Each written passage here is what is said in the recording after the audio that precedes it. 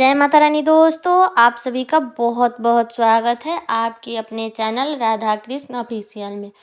उम्मीद करती हूँ आप लोग बहुत अच्छे होंगे। तो ये बताने के लिए कमेंट बॉक्स में जय श्री हरि विष्णु जरूर लिखिएगा। तो चलिए दोस्तों, इस वीडियो में हम पूर्णिमा व्रत की कथा सुनेंगे जो कि 2024 में 25 जनवरी को है। तो वीडियो के लास्ट तक आप लोग बने रहिएगा। तो आइए सुनते हैं पूर्णिमा व्रत की कथा।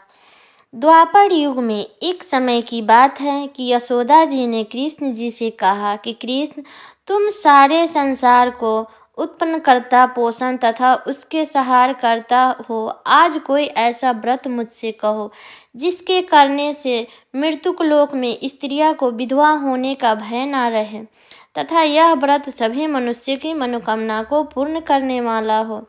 तब श्री कृष्ण कहने लगे कि हे माता, तुमने अति सुंदर प्रश्न किया मैं तुमसे ऐसे ही व्रत के बारे में विस्तार से कहता हूँ जिसे सौभाग्य की प्राप्ति के लिए 32 पूर्णिमा का व्रत करना चाहिए। इस व्रत को करने से सौभाग्य संपत्ति मिलती है। यह व्रत अटल और सौभाग्य देने वाला होता है। तब यशोदा जी कहने लगी कि हे कृष्ण, सर्वप्रथम इस व्रत को मृत्युक लोक में किसने किया था? इसके विस्तार पूर्वक से मुझे इसका नियम बताओ। तब श्री कृष्ण बोले कि किसी नगर में चंद्रहस्त नाम का एक राजा रहता था और उसकी पत्नी का नाम कृतिका था। उसी नगर में एक ब्राह्मण और ब्राह्मणी रहते थे।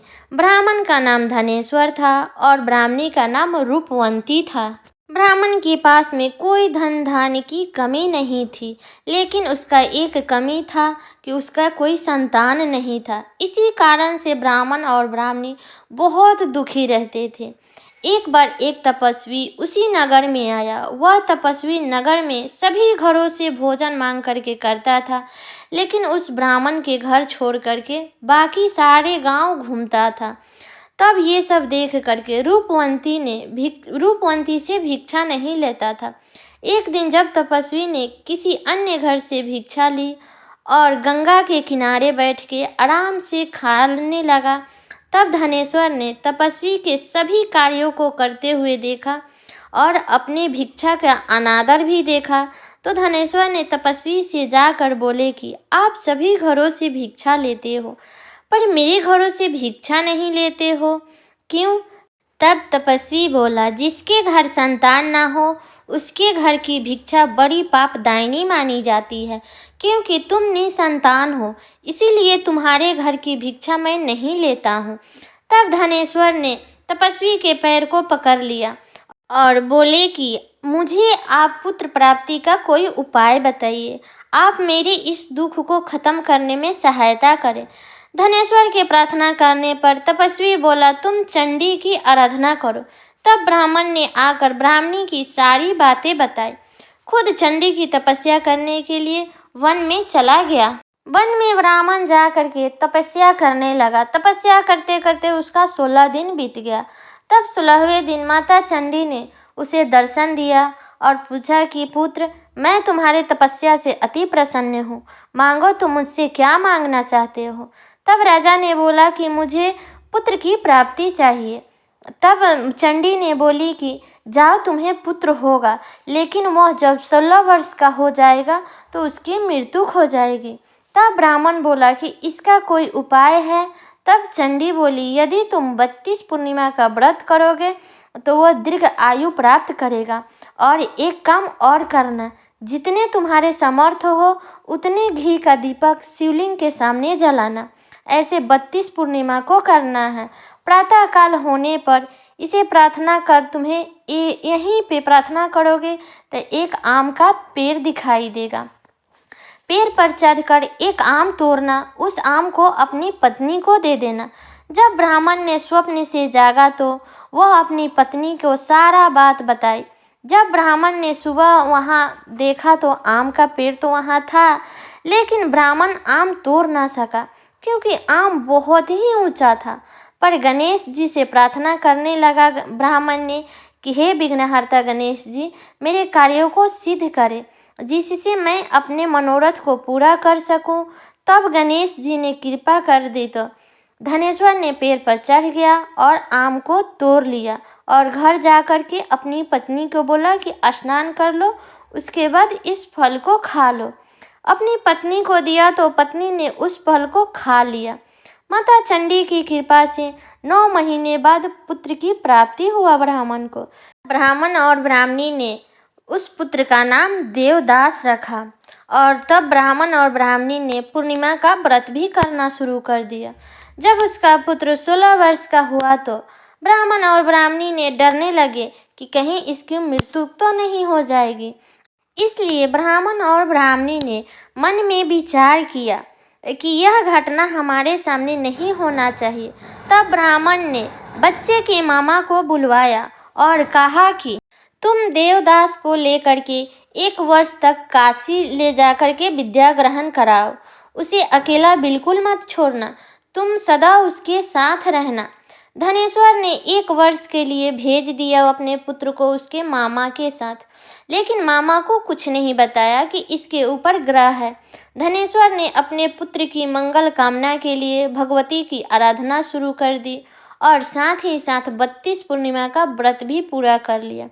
कुछ समय बाद जहाँ मामा और भंजा ठहरा हुआ था, वहीं पे एक बारात भी उसी दिन ठहरा था। लगन के समय था। दुल्हा का कोई शादी का जब वक्त हुआ तो दुल्हा का तबीयत थोड़ा सा खराब हो गया। तब वर के पिता ने का नज़र देवदास पर पड़ा तो उसने सोचा कि वर के रूप में मैं देवदास को लेके जाता हूँ और विवाह का कुछ कार्य देवदास के साथ करा देता हूँ।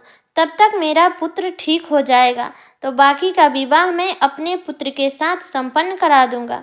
तब वर के पिता ने देवदास के मामा के पास गया और बोला कि मैं आपसे आपको भंजे को थोड़ा देर के लिए हमें दे दो ताकि लगन का काम शुरू हो सके।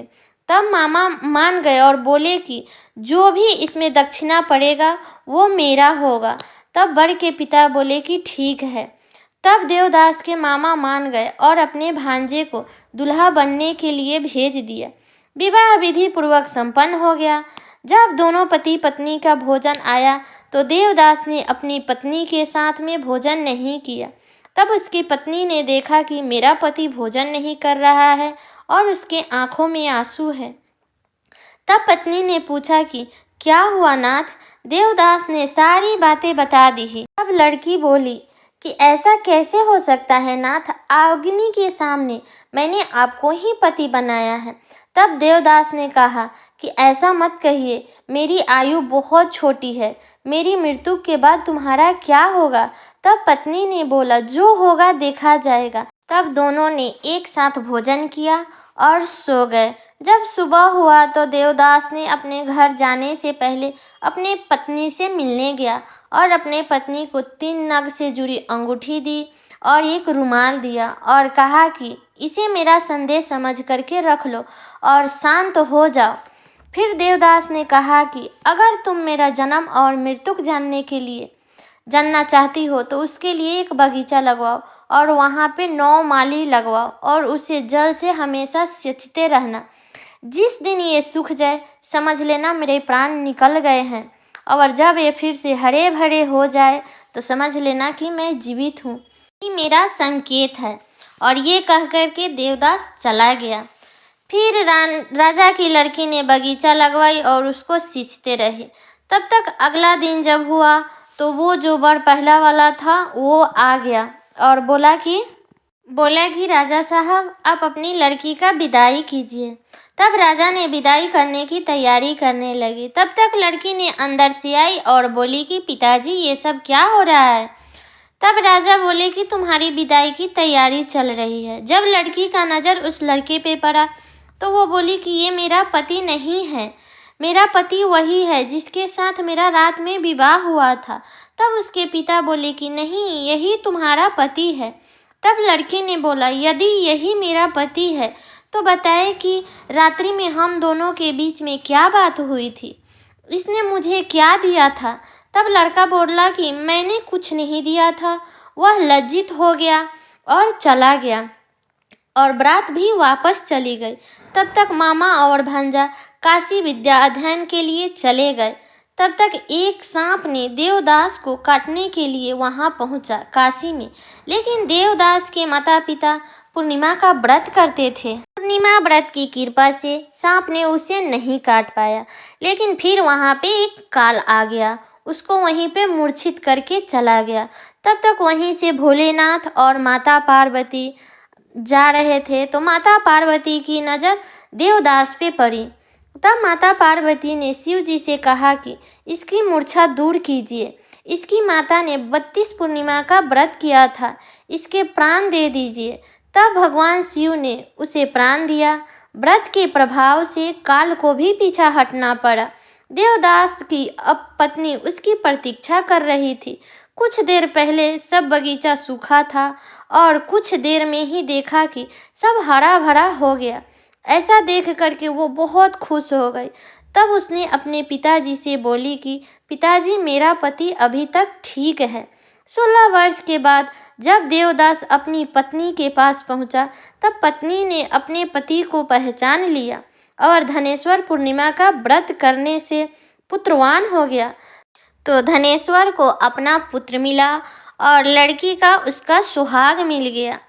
तो जो भी स्त्री इस पूर्णिमा का व्रत करती है, वो सदा सुहागन का वरदान मिलता है उसे। और यह व्रत जो भी श्रद्धा भक्ति से करता है, जिस प्रभाव से करता है, जिस चीज़ की चाह होती है, उसकी सारी मनोकामनाएं पूर्ण होती है। तो सब बोलिए भोलेनाथ भगवान की जय। तो उम्मीद करती हूँ दोस्तों आप लोगों को ये कथा बहुत पसंद आया होगा, तो कमेंट करके ज़रूर बताइएगा। और चैनल पे नए हैं तो चैनल को सब्सक्राइब कर दीजिएगा, बेल आइकन को प्रेस कर दीजिएगा, जिससे मेरे वीडियो का नए नोटिफिकेशन आप सभी के पास सबसे पहले पहुंचे। और वीडियो को एक लाइक ज़रूर कर दीजिएगा, क्योंकि आपके एक लाइक से मुझे बहुत ही मोटिवेट मिलता है। तो एक लाइक ज़रूर कर दीजिएगा और वीडियो को शेयर कर दीजिएगा, ताकि हर कोई इस कथा को सुन सके पूर्णिमा के दिन। तो चलिए मिलती हूँ अगले वीडियो में, तब तक के लिए नमस्कार।